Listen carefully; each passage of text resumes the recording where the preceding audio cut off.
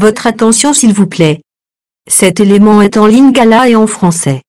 Contactez-nous pour savoir s'il est aussi disponible en la langue de votre préférence. Christ Equality Foundation. Œuvre évangélique internationale. Ensemble avec l'homme de Dieu, le docteur Jean-Pierre Moubenga, ministre de l'Évangile éternel, Vous présente aujourd'hui la rubrique Pasteur et thème. Tous les enseignements du docteur Jean-Pierre Moubenga sont disponibles sur christequality.com/jpmoubenga.html. Bonne édification au nom de notre commun Seigneur et Dieu Jésus-Christ. Amen.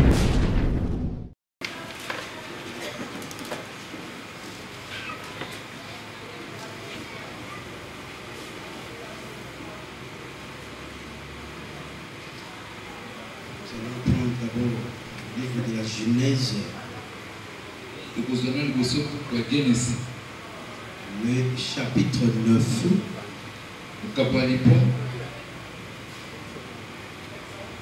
lisons le verset 25. Et il dit, maudit soit Canaan, qu'il soit l'esclave des esclaves de ses frères.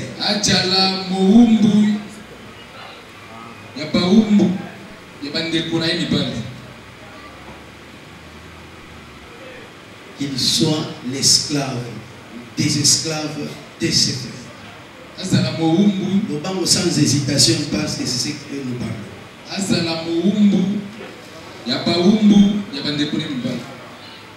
Et il dit encore le verset 26. Béni soit l'Éternel, le Dieu de Sem. Et que Canaan soit leur esclave. Amen.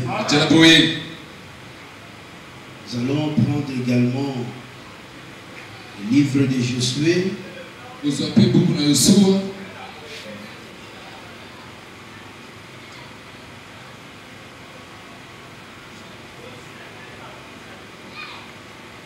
Josué chapitre 21.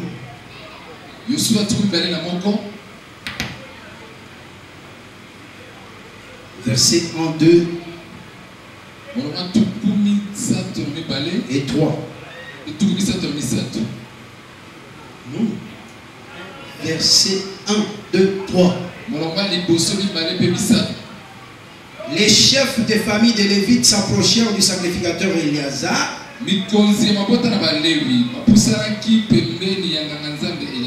De Josué, fils de Nun, et des chefs de famille des tribus des enfants d'Israël. Et ils leur parlèrent à Silo dans le pays de Canaan. Et dit, l'Éternel a ordonné par Moïse qu'on nous donne des villes pour habitation.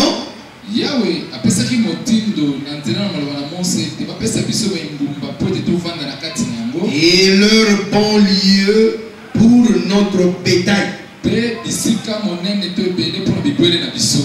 Les enfants d'Israël donnèrent alors aux Lévites sur leur héritage les villes suivantes et leurs banlieues d'après l'ordre de l'Éternel.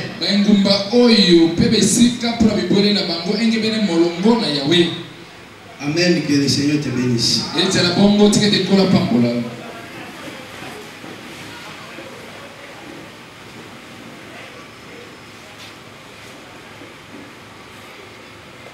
Nous allons encore une fois prier un tout petit peu. Oui, j'ai ton. Au nom de Jésus, ton dit Amen. Tikete kimia pe esengo na Yesu masia ezala na yo na kombo na Yesu. que nous intervenons pour un temps qui ne pourra pas être très long.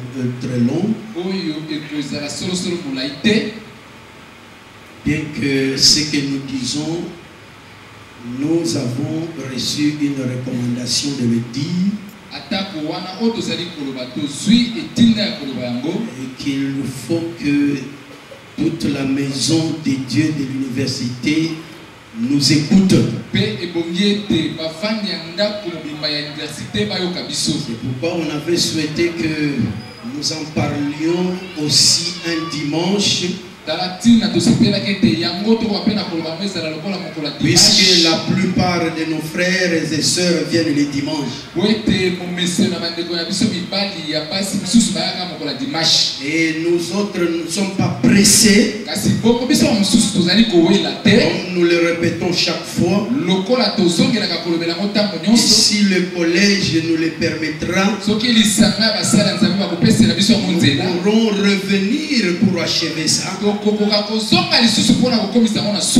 Et un dimanche aussi. Parce que ce dimanche, nous ne serons pas pressés. Prêcher, c'est le grand séminaire qui commence.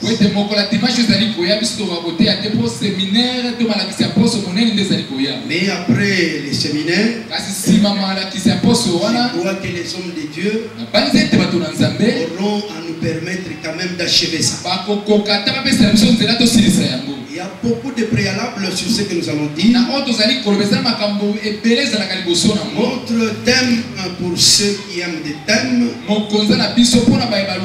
c'est l'habitation de Lévite. Ou le logement de Lévite.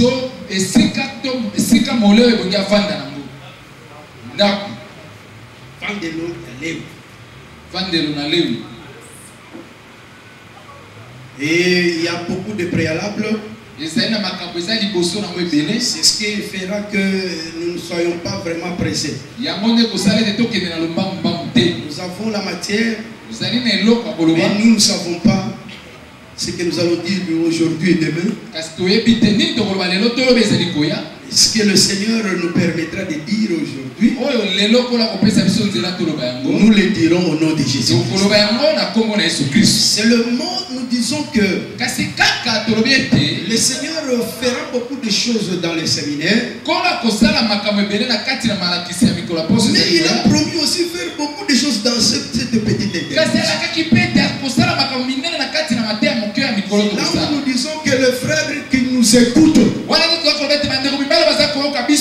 ne soyez pas distraits. Parce que le Seigneur va opérer beaucoup de miracles ici. Et ce sont des miracles qui s'attachent plus au matériel, aux finances. Oui, mbongo, dollar, franc congolais, belge. Et vous, à qui le Seieur va ouvrir cette porte d'argent, ne vous retenez pas, venez ici pour témoigner. Je le dis au nom de Jésus, Dieu va vous donner l'argent.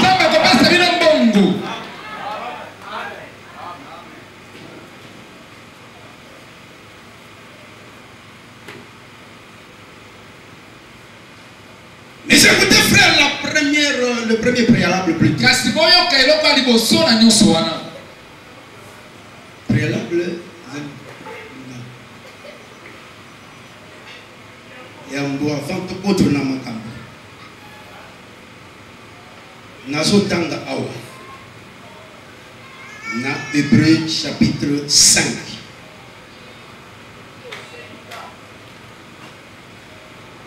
Verset 11 à 14. Mais notre inquiétude se trouve au niveau du verset 14. Na église, il faut y avoir la Bible. On vérifie à Kamakamutoloba. Église tokoloba kamakambo en l'air te. Makamutokoloba, il faut qu'on ait la Bible. Ce que ça te autour ni motuni. Soko tangi pe biso, kangi pe biso. Ce qui est ça écrit. Tout ce que nous disons ici doit être écrit. Et l'église doit avoir sa souveraineté. Mais voilà notre inquiétude.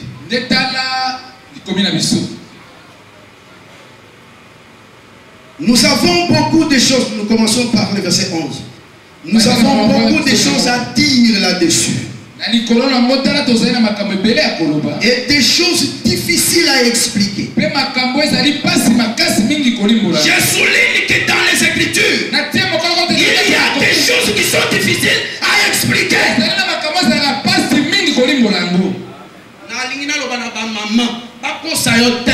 La Bible,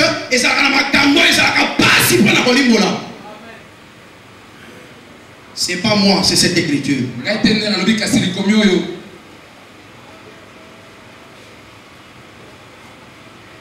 Parce que vous êtes devenus lents à comprendre.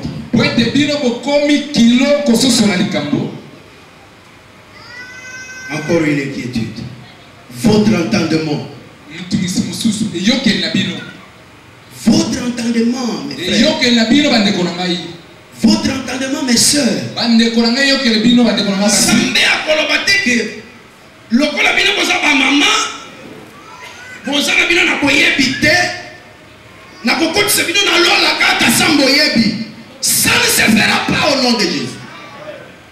Na maman, na tata, na mwana, vous devez avoir la connaissance de la parole. Et pour nous, ça na boyebi ya liloba.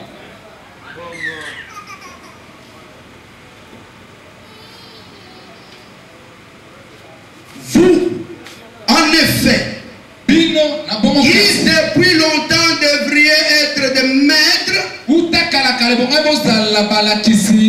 vous avez encore besoin qu'on vous enseigne les premiers rudiments des oracles de Dieu. Ça n'est venu à avoir besoin de lait et non d'une nourriture solide. Na Bible, maman, na Bible, ezana makambo oyo yebandeli, oyo molikomi oyo so benga miliki, yoza mama obotaka bana, soki oboti mwana na yo, okobanda te, obomela ye ntaba, obanda kolesa mwana misuni ya ntaba te, okobanda ye na miliki. Et il y a aussi la nourriture solide.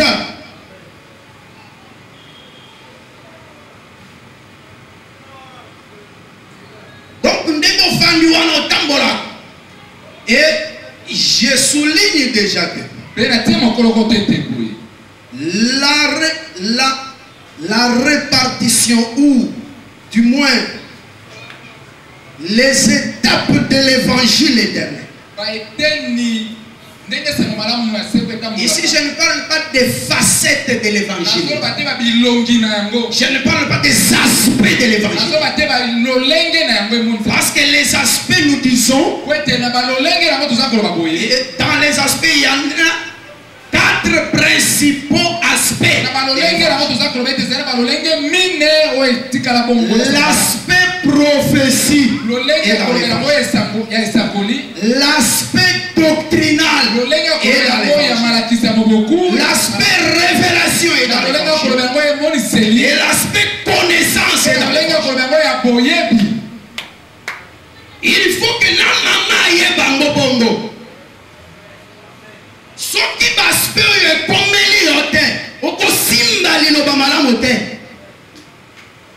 la preuve c'est que quand Dieu a planté le jardin en Éden,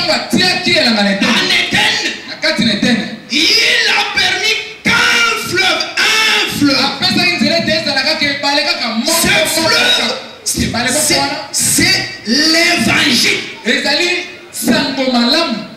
L'écriture dit qu'il n'y a pas 2 évangiles. Il y a 2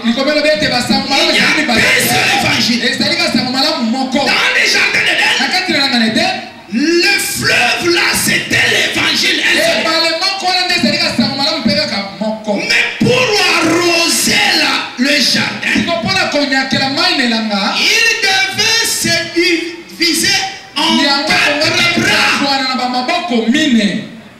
Est-ce que ba maman bozola na bamutolo ba? Chaque bras eza lokola elongi moko ya être vivant. Bras moko ezalaki elongi ya lion. Bras mususu ezalaki elongi ya moto. Mususu ezalaki elongi ya ngombe to vo. Mususu ezalaki elongi ya mpombo oyo azali kopumbwa.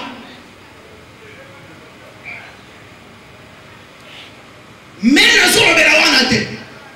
Awa nazolobela ba grande phase de l'évangile. C'est ce qui est écrit ici. Il y a le lait. Il y a aussi la nourriture solide. Mais l'ensemble de cela, ça s'appelle l'évangile éternel.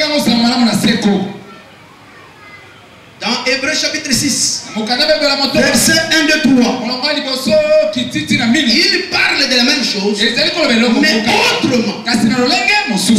Il dit, laissant les éléments de la doctrine. Les éléments de la doctrine, c'est la partie élémentaire de la doctrine. Et cette partie élémentaire, ce sont des choses qu'on a citées là. On les a nommées là-bas dans Hébreux chapitre 6. Et ça forme le fondement même de l'évangile éternel. Mais cette écriture dit, à part la partie élémentaire, dans nos versets qui est parfait. Ce qui est parfait, c'est la nourriture solide. Mais nous sommes maman, il faut un élémentaire, il faut la peine à perfection. Il faut comme la perfection.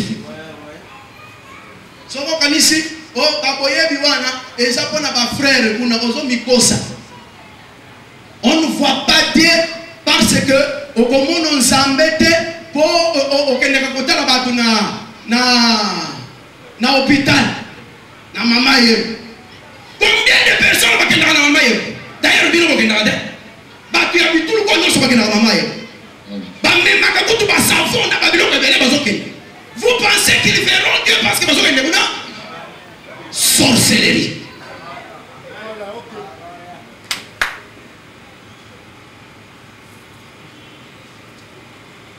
Gloire à Dieu parce que à Tata, Azolo Belaming, l'amour et l'unité.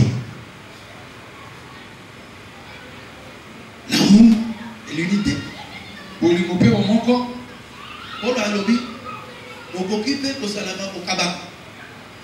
Dans la babatte. Au zoku tout le bateau. Na jiblo na manus na pesi pour la babole. Mais ce que vous avez voulu. Est-ce que vous comprenez ça? Parce que pour y avoir que nous sommes en généralement, il fait ce qu'il y a bien, il y a la police. Mais si vous les commis, on est comme ça. Moto akabaka ndenge balinga bawana asala kabili ndenge balinga bawana mais balobi okosa la paix bongo mais ozangi bolingo. Mais qu'est-ce que bolingo?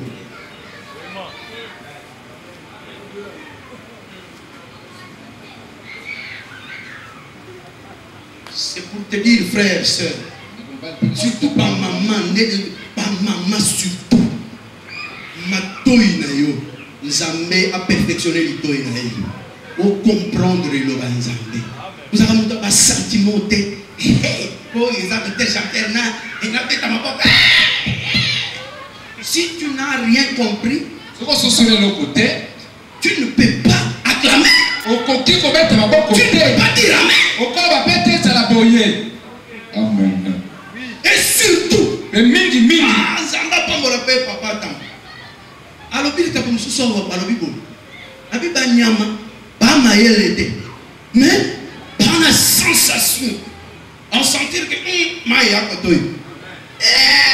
Maya Kotoyo. Écoutez frère, yo mwana na Nzambe, même si tu n'as pas la grande connaissance. Attention ça la boyeba monene te. Ceux qui solo et bimi, on koyeba que c'est la vérité. Et kopete lo comme on a motema na yo.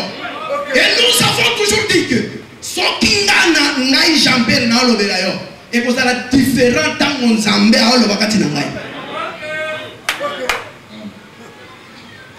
Et si moi je te parle, on peut sentir, on peut pas dire que c'est un jeune, on peut dire que c'est mais ils ont des ngambos ton akolobela.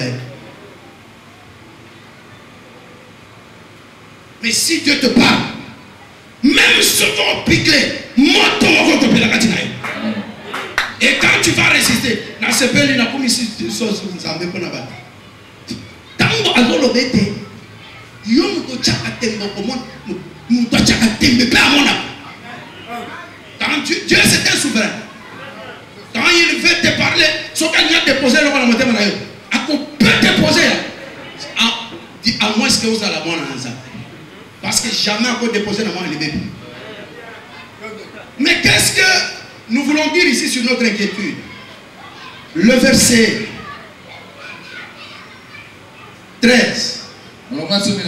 Or, quiconque en est au lait n'a pas l'expérience de la parole de justice.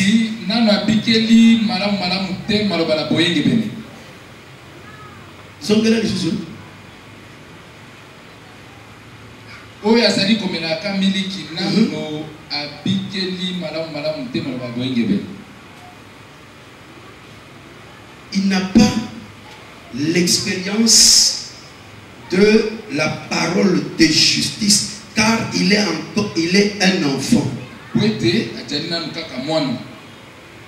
On s'appelle aux alamoines. Aux amoines. On la emporter par tout vent de doctrine.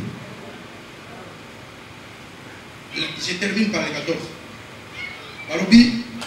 Mais la nourriture solide est pour les hommes faits. Pour ceux dont le jugement est exercé par l'usage à discerner ce qui est bien et ce qui est mal.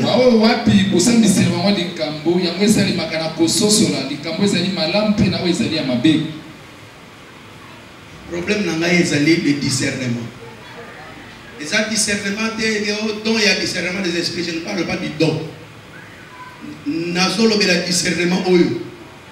Discernement oyo ezali koya nanzela ya boye biozanango. Si ko yoka moi moke avant d'entrer dans des choses, dans d'autres choses. Non, s'adresser mingi na ba maman. Église oyo même ceux qui ont eu aussi. Mais avec l'église, il fallait bateau et ça la pas maître. Et je confirme que c'est une église maître, maîtresse. Parce que c'est une église à Kala. Normalement, l'église a mon color. Même ceux qui ont eu Yesika. Mais il faut s'adapter à Sungayo. Parce que l'église est à Kala. Il faut s'anaboyer bimakasi. Si koyo, et on a le besoin. Si on anaboyer ya biloka mikekaka, il est pas que on peut pas discerner. D'abord Bible ngaite, Bible yo, verset benyo za mwana moke.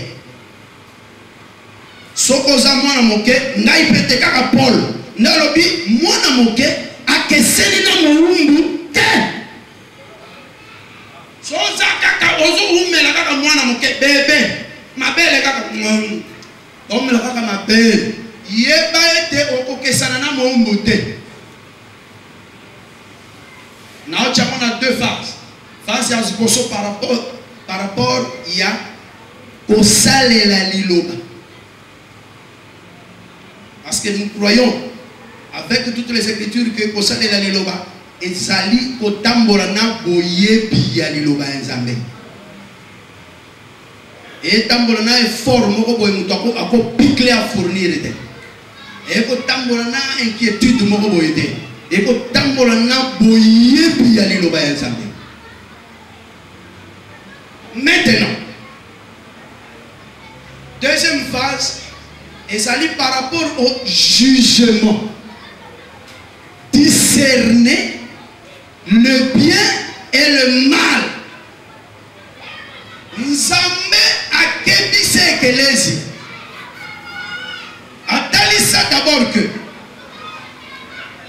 tango zozo boyebi, il faut boyebi wana etonga yo ekoma efanda kati na yo, parce que boyebi wana devant les circonstances, devant bamakambo yango ndeko tombwama pour elle et faire discerner yo malamu na mabe. Ezalaka boule te obeta boule te, ezalaka boyebi oyo efandi kati na yo.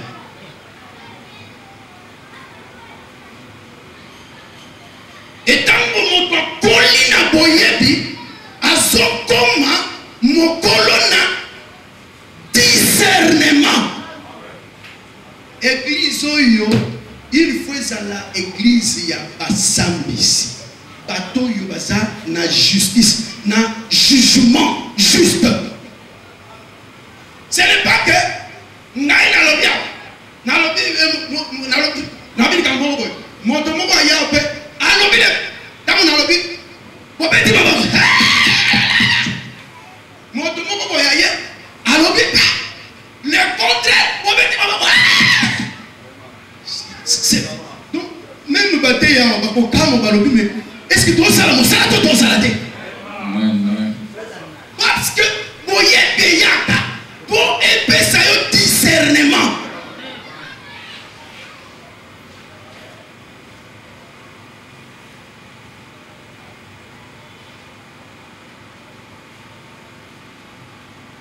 Puis, ce groupe de prière était. Groupe de prière, ça suffira seulement. Au moins de l'objet que Nicolas, ça va, on peut son mot. Attendez, na vola son bon, na popé son débo yeb, ya monde popé son bon.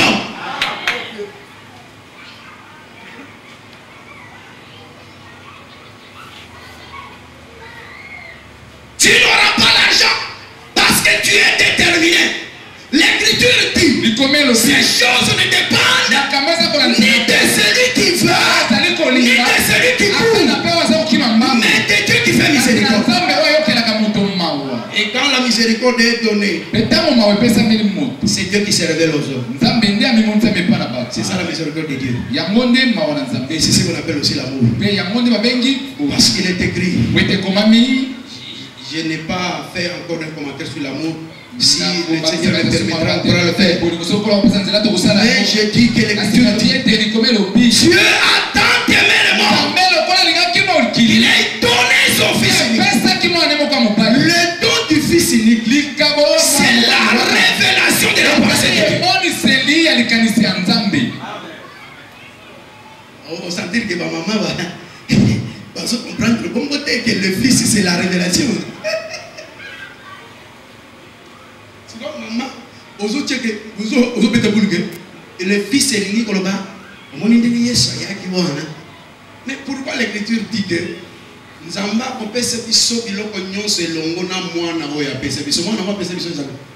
la parole? Et c'est lui qui est l'expression de l'amour de Dieu.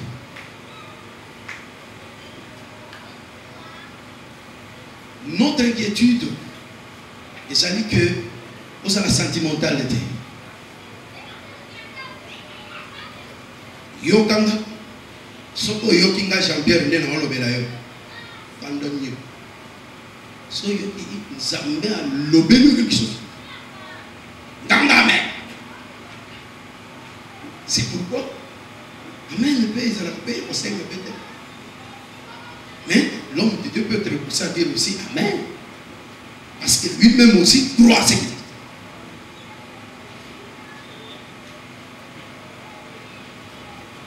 Est-ce que tu sais comprendre l'inquiétude? Donc, le sambo na liboso allait être au soso la ndeli lo banzambe.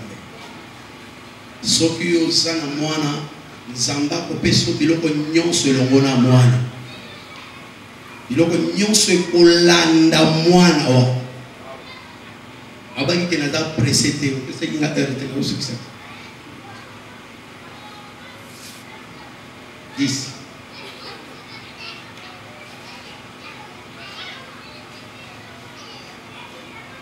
Voilà. Na 10 minutes étiquale. Dans ça là, mon déclaration, bongo, je vais justifier ça. Peut-être les lots, ok, et avec le temps. Parce que Tozolobela, nous parlons sur l'habitation des Lévites.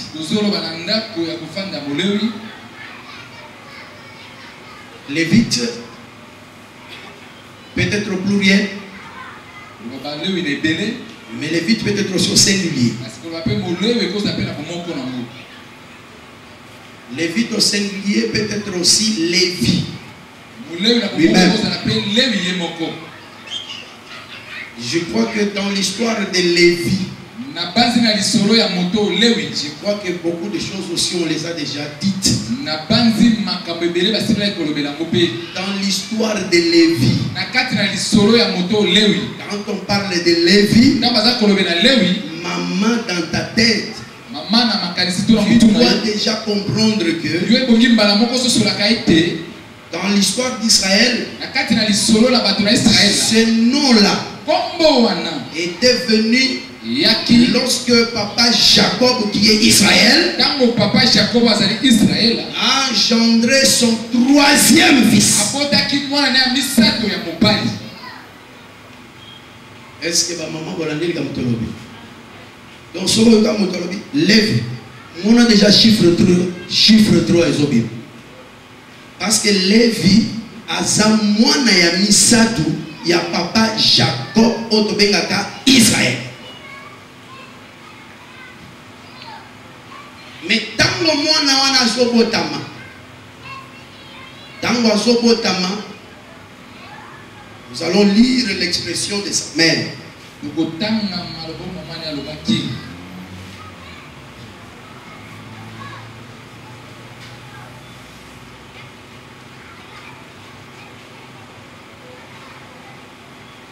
Genèse chapitre 29.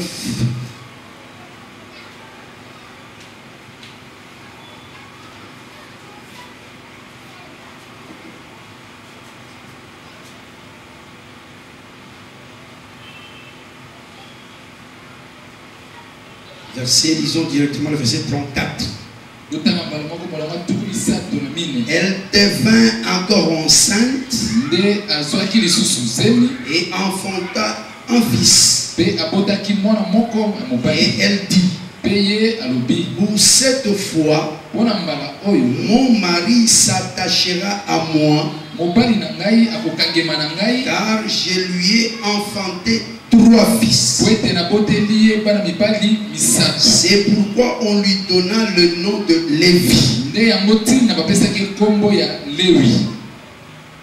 Le pourquoi du nom de Lévi, c'est que cette fois-ci, mon mari s'attachera à moi.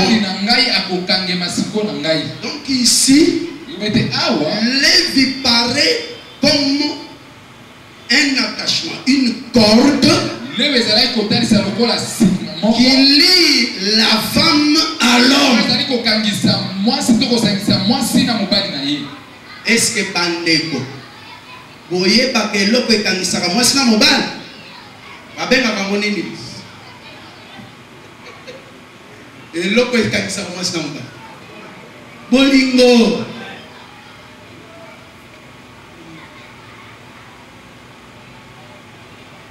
Donc une autre définition de l'amour, c'est Lévi.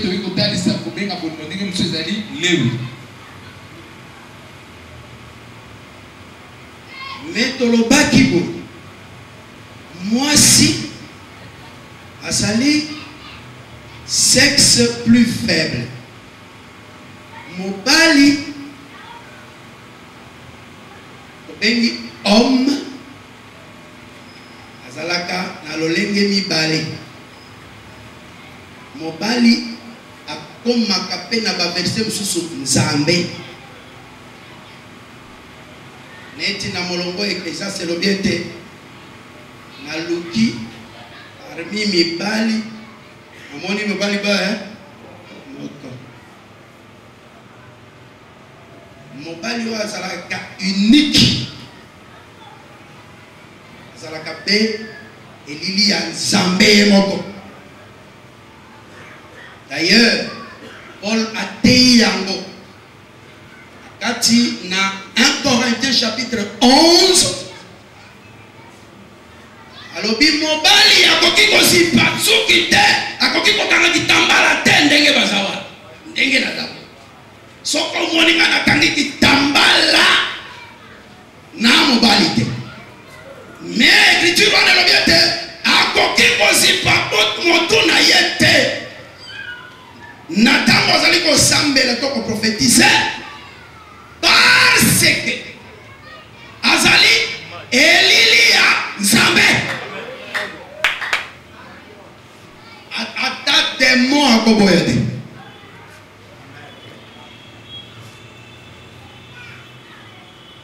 Ce qui veut dire le kola molongo mususu alobi Dieu est esprit. Ce qui veut dire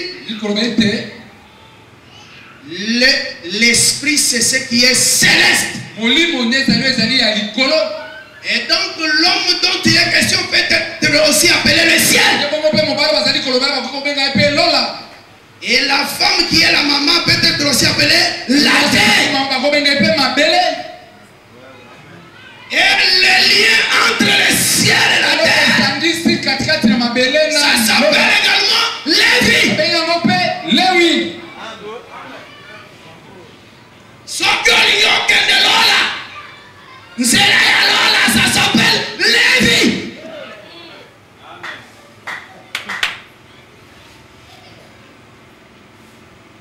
Allah, Lévi, c'est au singulier. Et Tina ya Lévi d'abord c'est le singulier.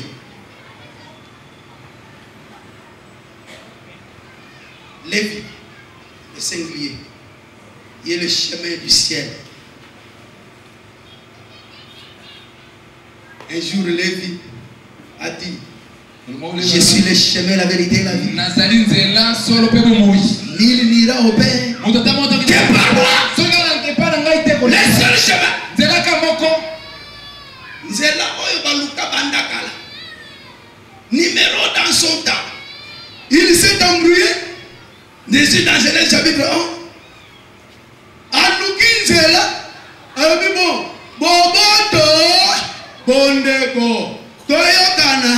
Tosala moto. Bolingwa bongo ne toboyi. Bolingwa bongo. Toboyango. Et akindoki. Unité à bongo et à sorcellerie. Unité wa. Unité ya. Bon, tosala moto moko. Est-ce que alobaki to banzana? Abi tosala moto moko. Eza unité te. Oh, na tout nibino. Soki moto alobi tosala pe moto moko. Eza unité te. Salana au sosol. Pour comprendre la pensée de Dieu.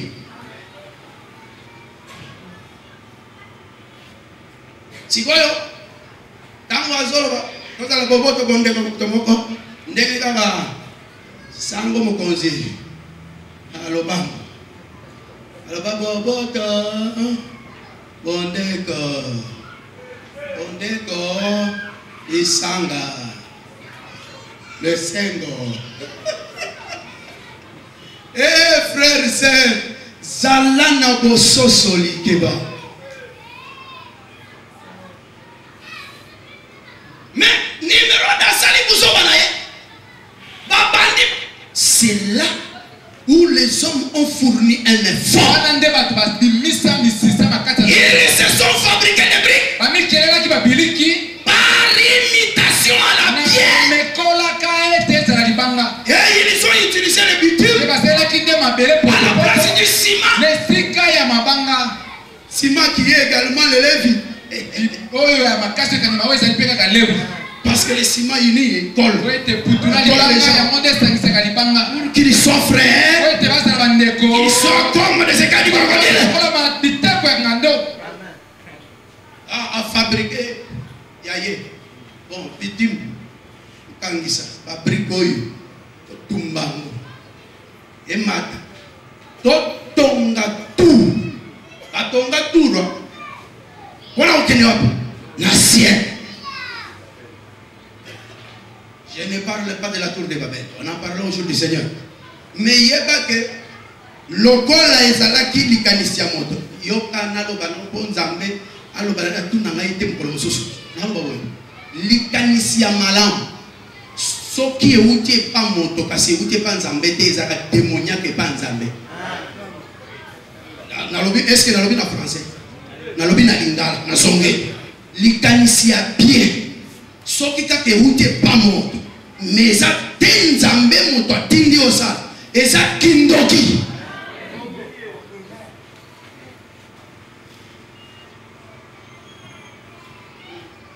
C'est certes une pensée bonne, mais nous allons confondre pourquoi?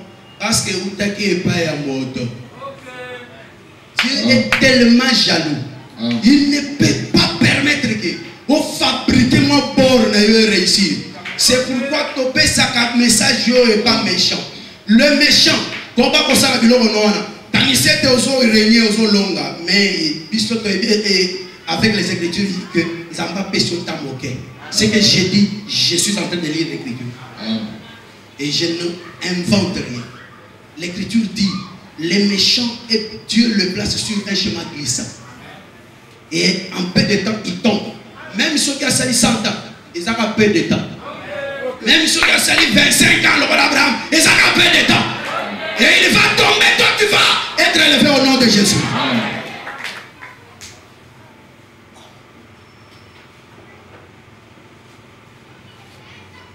Bien que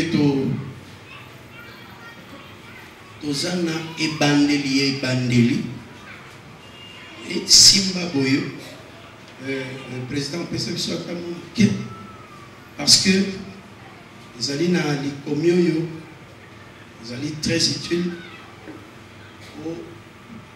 au lobatali lobamoko et panazambe, on a mon colonelo. La première démarche que j'ai faite, vous allez encore faire comprendre que les vies et d'abord Jésus-Christ lui-même.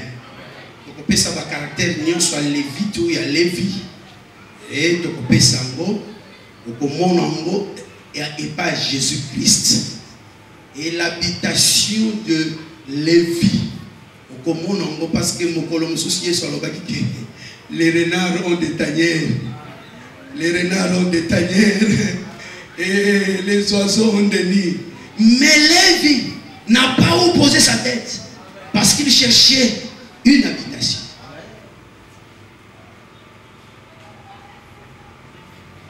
Zamba Lobaki a causé la bisika de la bataille d'Israël. Nous allons y arriver. Mais là, on a un nombre 18.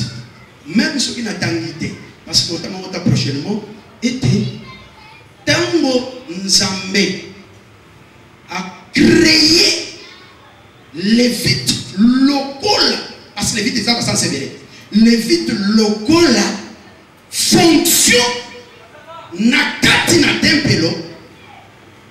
Alors baki boy, nazotia ba les vites na place ya bana Israël. On a boy ke bana Israël ba mema charge ya ba iniquité na bango moko. Na kosala ba erreur en s'approchant nakati ya ndako ya Nzambe. Lévite yezwa risque one. Quelque part Lévi azali komema mokumba na ye. Nde na lobi to telema. O telema likolo. O reconnaître ata eloko yo moke. Pe o suki samake. kolobela Lévi Nzambe akosala ete pasi oyo ozana ye a récupéré pete apesa yo ese